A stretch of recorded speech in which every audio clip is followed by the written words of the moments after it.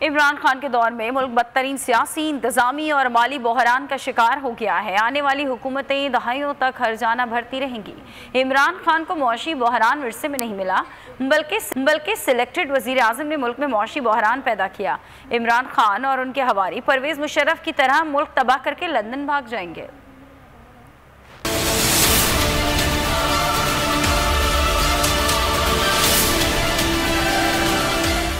भुट्टो जरदारी हुकूमत पर की फिर लफ्जी बमबारी। कहा इमरान खान का मुल्क को खैराती इदारे की तर्ज पर चलाने का तजर्बा बुरी तरह नाकाम हो चुका है। क़याम पाकिस्तान जितनी तबाही एक अकेले इमरान खान फैला चुके हैं। इमरान खान और उनके हवारी परवेज मुशर्रफ की तरह मुल्क को तबाह करके लंदन भाग जाएंगे। पीपी चेयरमैन ने मजीद कहा कि खदशा है अगर इमरान खान अपनी मुद्दत पूरी कर गए तो मुल्क दिवालिया न हो जाए।